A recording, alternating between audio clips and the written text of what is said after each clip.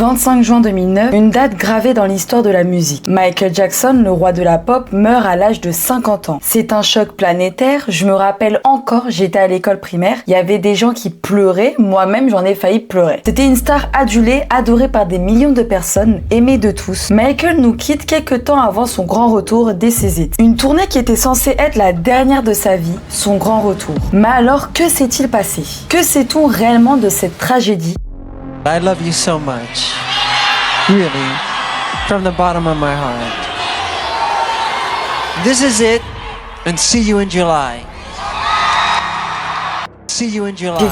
Salut à tous, moi c'est Yumi PNJ, bienvenue sur ma chaîne YouTube. Ici on parle de tout et de rien, mais surtout de ce qui nous interpelle. Et aujourd'hui, on va revenir sur la vie de Michael Jackson et la fameuse nuit de sa mort. Avant d'être une star planétaire, Michael Jackson était un petit garçon au talent exceptionnel, mais aussi un enfant privé d'une véritable enfance. Michael Joseph Jackson, né le 29 août 58 à Gary aux États-Unis, il est le 7e d'une fratrie de 9 enfants. Sa famille est modeste, son père Joseph Jackson travaille dans une aciérie, sa mère Catherine est femme au foyer. La maison des Jackson est minuscule, à peine 2 chambres pour toute la famille. Dans ce foyer, une chose brille déjà, le talent musical. Joe Jackson, père strict et autoritaire, repère rapidement le potentiel de ses enfants. Il faut d'un groupe avec ses aînés, The Jackson Brothers, mais c'est quand Michael, âgé de seulement 5 ans, entre dans le groupe que tout va changer. Il est charismatique, il a une voix puissante et une présence scénique hors du commun. Le groupe va devenir The Jackson 5. En 69, alors que Michael n'a que 11 ans, le groupe signe chez Motown Records, le mythique label de musique noire. Leur premier tube, I Want You Back, devient un succès planétaire. Les musiques ABC et I Will Be There suivront. Derrière les projecteurs, tout n'est pas rose. Michael est un enfant star, mais aussi un enfant prisonnier. Son père lui impose une discipline de fer, répétition interminable, coups de ceinture à la moindre erreur, peu de moments de jeu, pas d'amis, pas d'école normale. Have it that hard, because he used me as the example. It was like, do it like Michael, you know, and he practiced us with a belt in his hand. And if you miss a step, expect to be, Just let me go back. You just said that you would practice the dance steps and your father would be holding a belt in his hand. Is that what you just said? Yes. And he would tear you up if you missed. And so we, not only were we practicing, we were nervous rehearsing because he sat in the chair and he had this bell in his hand. And if you didn't do it the right way, he would tear you up. Michael va décrire son enfance comme un véritable calvaire. En réponse à ce traitement, il se réfugie dans la musique, la danse et l'imaginaire. Il commence à rêver d'un monde à lui, un endroit sans douleur. Ce rêve deviendra plus tard Neverland. Au début, il est juste le petit Michael, voix d'ange au milieu d'un groupe fraternel, les Jackson 5. Mais très tôt, Michael sent que sa route va au-delà du groupe. Il est perfectionniste, exigeant, obsessionnel. Il veut tout apprendre, la voix, la danse, le studio et la scène. Derrière son sourire d'enfant star, il y a un esprit en ébullition. Il observe James Brown, Diana Ross. C'est dans l'ombre que Michael prépare sa révolution. Il sort des premiers albums solo pendant les années 70, encore liés à Motown, mais c'est en 79 avec la sortie de Off the Wall qui prend réellement son envol artistique. Une rencontre va tout changer, celle de Quincy Jones, producteur de génie. Off the Wall marque une rupture. Fini Michael l'enfant, place à l'artiste adulte, au chanteur pump folk qui mêle groove, émotion et précision. Les titres parlent d'amour, de liberté et de fête. Don't Stop Till You Get Enough, Rock With You, She's Out of My Life. L'album est un triomphe, plus de 20 millions d'exemplaires vendus, un Grammy Award, une reconnaissance artistique inédite pour un jeune artiste noir dans une industrie encore très cloisonnée. Mais Michael n'est pas satisfait, pas encore. Il voulait le Grammy du meilleur album de l'année. Il ne l'a pas eu, il le vit comme une injustice et c'est cette blessure qui va nourrir son projet. Un projet qu'il veut parfait,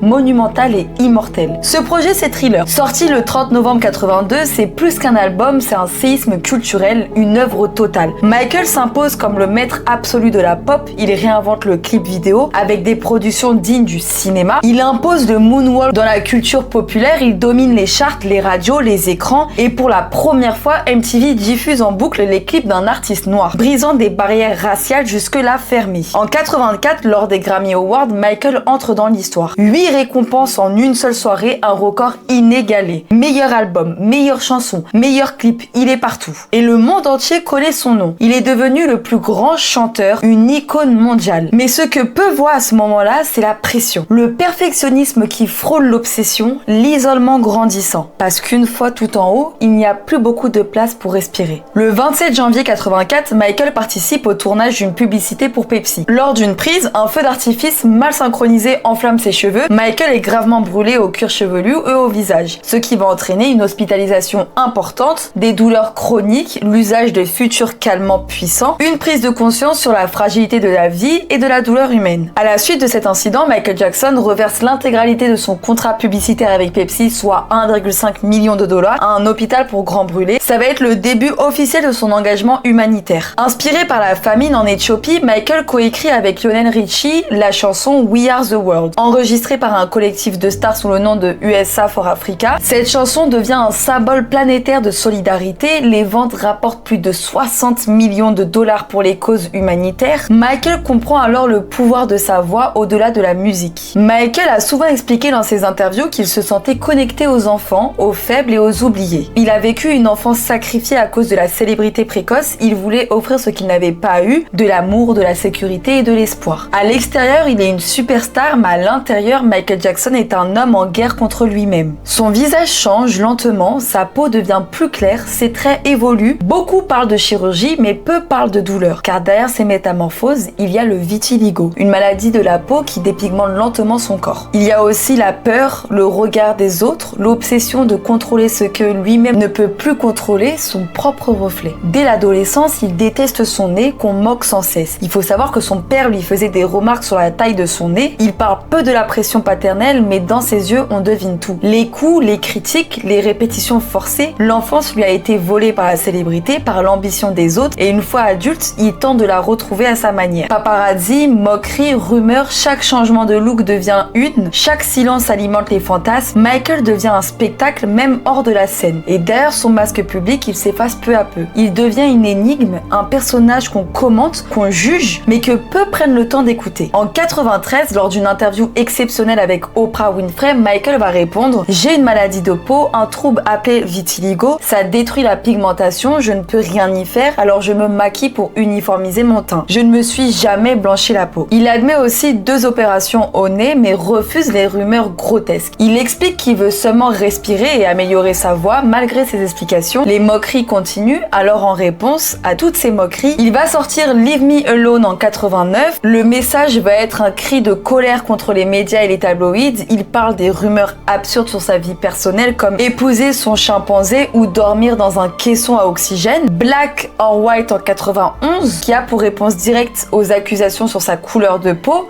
Il affirme haut et fort qu'il n'a pas besoin de changer de couleur pour être qui il est. C'est un hymne à la tolérance et à l'unité raciale. C'est comme ça que va naître Neverland, son refuge, un lieu à la frontière entre le rêve et l'oubli, un endroit pour échapper au monde, pour revivre peut-être ce qu'il n'a jamais eu, une vraie enfance. Michael achète un immense ranch en Californie, plus de 1000 hectares au cœur des collines. Il l'appelle Neverland, comme le pays imaginaire de Peter Pan, un lieu hors du temps pour ne jamais grandir, un symbole fort pour celui qui n'a jamais eu d'enfance. Neverland, c'est un refuge, un sanctuaire. Michael y installe un parc d'attractions privé, grandes roues, montagnes russes, un zoo avec des girafes, éléphants, chimpanzés, un cinéma, des salles de jeux, des jardins féeriques. Il va y recevoir des enfants malades, organiser des fêtes pour des orphelins. Il veut offrir ce qu'il n'a jamais reçu. Pour beaucoup, Neverland est excentrique. Pour lui, c'est un bouclier contre la réalité. Au départ, Neverland était un rêve, un refuge pour l'enfant qui n'avait jamais été, un sanctuaire pour les enfants malades, oubliés en souffrance. Michael y organise des fêtes, des visites, des dons anonymes. Il ouvre les portes de son monde pour offrir un peu de joie à ceux que la vie a brisés, mais ce rêve se transforme vite en cauchemar. En août 93, Michael est accusé par Jordan Chandler, un garçon de 13 ans, par l'intermédiaire de son père Evan. Il affirme que Michael aurait eu des comportements inappropriés à l'égard de l'enfant. après plusieurs séjours à Neverland. C'est la première fois qu'une telle accusation frappe Michael et le monde est sous le choc. Michael nie fermement toute accusation d'abus, il interrompt sa tournée Dangerous Tour, tombe en dépression et commence à prendre des sédatifs puissants. 2 procédures vont être ouvertes. La première, c'est une procédure civile intentée par la famille Chandler. Ils réclament des dommages financiers. Et la deuxième, c'est une enquête pénale qui est ouverte par l'État de Californie. En janvier 1994, Michael accède sur les conseils de ses avocats de régler l'affaire civile à l'amiable. Ça va lui coûter exactement 23 millions de dollars, dont 15 à Jordan et 8 à ses avocats. Ce règlement n'est pas un aveu de culpabilité, mais vise à éviter des années de procédures destructives qui pourraient détruire sa carrière et sa santé. Après le règlement, Jordan Chandler refuse de témoigner dans la procédure criminelle. Sans son témoignage, le procureur de Californie abandonne les charges en septembre 1994. Michael ne va donc pas être inculpé. Plus tard, on apprendra que le père de Jordan l'avait forcé à mentir pour pouvoir obtenir de l'argent avec cette accusation. Le papa se suicidera quelques années plus tard. Michael va tomber dans une profonde dépression, il va s'éloigner, il va se couper du monde et il commence à prendre des médicaments pour dormir, pour tenir et pour fuir. Neverland, qui autrefois était un royaume enchanté, devient une forteresse vide et silencieuse. Dans l'émission documentaire Living with Michael Jackson, réalisée par Martin Bashir, on voit une interview où Michael explique qu'il aime dormir dans le même lit que certains enfants, souvent des amis ou enfants d'amis, parce qu'il considère que cela crée une relation de confiance et de proximité affective. Il dit que ça lui rappelle l'innocence de l'enfance et qu'il n'y voit rien de sexuel ni de mal. But is it really appropriate for a 44-year-old man to share a bedroom with a child who is not related to him at all? That's a beautiful thing. That's not a worrying thing? Why should they be worrying? Who's the criminal? Who's Jack the Ripper in the room? This is a guy trying to help heal a child. I'm sleeping in a sleeping bag on the floor. I gave him the bed because he has a brother named Star. So him and Star took the bed, and I'm on the floor in the sleeping bag. Did you ever sleep in the bed with them? No. But I have slept in the bed with many children. I sleep in the bed with all of them. When Macaulay Culkin were little, Kieran Culkin would sleep on this side, Macaulay Culkin's on this side, his sister's in there. We're all just jamming the bed. Then we wake up like dawn and go in a hot air balloon. À l'époque, cette déclaration a choqué beaucoup de monde et a été largement exploitée par les médias. Michael expliquait que cela venait de son propre vécu d'enfance difficile, où il n'avait pas eu d'enfance normale. Il parlait d'amour et de confiance, pas de comportement inapproprié. Ces images et paroles ont nourri les accusations et rumeurs, même si légalement elles ne constituaient pas une preuve de culpabilité. Cette image a été déformée et utilisée contre lui en 2005, car une nouvelle accusation va relancer la machine. Michael Jackson va être jugé pour les accusations d'abus sexuels sur mineurs portées par Gavin Arvizo, un adolescent qu'il avait invité à Neverland. You stay in the bedroom, and I was like, Michael, you can sleep on the bed. And he was like, no, you sleep on the bed, sleep on the bed. We're like, no, you sleep on the bed. And then he finally said, okay, if you love me, you sleep on the bed. Ce procès a été très médiatisé avec un jury populaire, des témoignages, des preuves et des détails. Michael est menacé de 20 ans de prison. Il est affaibli, amaigri, presque méconnaissable, mais il reste debout. Pendant plusieurs mois, les témoins défilent, des journalistes, des proches, des anciens employés. Les contradictions s'accumulent, les doutes persistent. Et le 13 juin 2005, Michael Jackson est déclaré non coupable. Entitled case find the defendant not guilty of conspiracy as charged in count 1 of the indictment, dated June 13th, 2005, foreperson number 80. C'est une victoire judiciaire, mais pas une victoire morale, parce que les cicatrices sont là, profondes et incurables. Même blanchi, il ne sera plus jamais le même. Le rêve Neverland s'est totalement éteint. En 2009, après des années de silence relatif et des controverses, Michael Jackson annonce ce qui doit être son ultime retour, une série de 50 concerts exceptionnels à Londres, intitulée simplement This Is It. Malgré son immense succès, Michael Jackson avait accumulé des dettes importantes, les frais liés à son style de vie, à ses propriétés, aux frais de justice, l'avaient mis dans une situation financière délicate. Selon plusieurs sources, il devait plusieurs millions de dollars à ses créanciers. This Is It représentait une opportunité de reflouer ses finances grâce à une série de concerts très lucratifs. Ce projet, c'est bien plus qu'une tournée, c'est une renaissance, une volonté de reprendre sa place, de montrer au monde entier que la légende est toujours là. Les répétitions sont intenses. Michael s'entoure des meilleurs danseurs, musiciens, chorégraphes. Il travaille des heures, souvent jusqu'à l'épuisement, perfectionnant chaque mouvement, chaque note. Ses proches s'inquiètent, son corps fragile ne suit plus toujours le rythme, sa santé décline mais sa détermination est sans faille. Kenny Ortega, le réalisateur du show, a dit « Michael voulait ce retour, il était excité, plein d'énergie,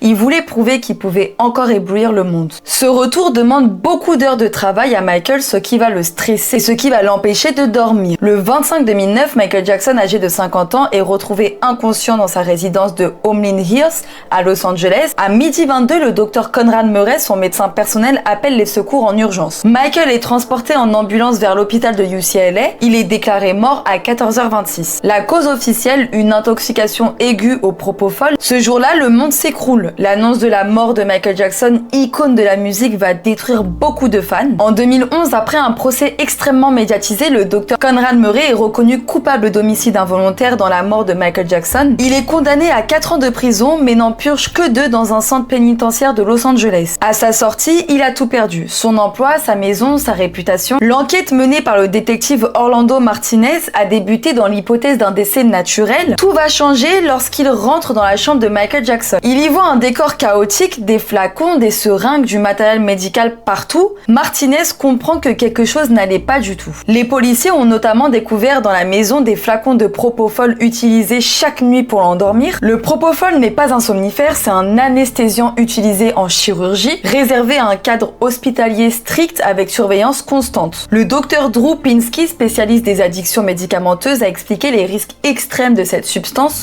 Propofol is not a sleep medication. It's an anesthetic. You are completely shut down while you're on that medication. You are not going through normal sleep cycles, restorative sleep. You are on a profound anesthetic. The fact that that was stored and administered in a private residence, not specifically in a hospital or surgical center, L'autopsie officielle a confirmé l'intoxication aiguë. Le corps de Michael Jackson contenait des doses massives de propofol. Le médecin légiste a déclaré qu'il y avait suffisamment de propofol dans son organisme pour endormir un rhinocéros. Pour comprendre l'origine de cette dépendance, il faut remonter en arrière. Lors du tournage de la publicité pour Pepsi, il s'était brûlé les cheveux. Pour soulager la douleur, on lui a prescrit de l'opium, un médicament extrêmement puissant, normalement réservé à des cas exceptionnels. Ce moment va marquer le début d'un engrenage d'un cycle de dépendance qui ne fera que s'aggraver avec le temps. Conrad Murray n'était pas le seul en cause, une constellation de médecins a renforcé la dépendance de Michael Jackson. Parmi eux, le docteur Arnold Klein, dermatologue à Beverly Hills, qui voyait Michael pendant plus de 3 heures par rendez-vous, ce qui est relativement énorme pour un dermatologue. À chaque fin de séance, Michael ressortait dans un état second. Depuis sa disparition en 2009, Michael Jackson reste une figure incontournable de la musique mondiale. Ses chansons continuent de résonner, ses clips d'influencer des générations entières et ses records sont toujours inégalés. Le roi de la pop ne cesse aussi de diviser. Des documentaires controversés comme ceux diffusés sur Netflix ou HBO ont ravivé les polémiques autour de sa vie privée et des accusations d'abus. Encore une fois, on n'a pas de preuves. Entre admirateurs passionnés et détraqueurs, Michael Jackson est devenu un symbole complexe, mélange d'extraordinaire talent et d'ombres troublantes. Ce qui reste incontestable, c'est l'ampleur de son impact culturel, artistique et social. Une légende dont l'héritage perdure avec des lumières et des zones d'ombre. Michael Jackson était plus qu'un artiste, il était un rêve, une voix, un mouvement. Il a inspiré des générations, il a lutté contre ses propres démons et même s'il est parti trop tôt, il reste éternel car les légendes ne meurent jamais. Merci d'avoir regardé cette vidéo, c'était Yumi PNJ. Si vous avez aimé, n'hésitez pas à mettre un j'aime, un commentaire et à vous abonner, c'est très important.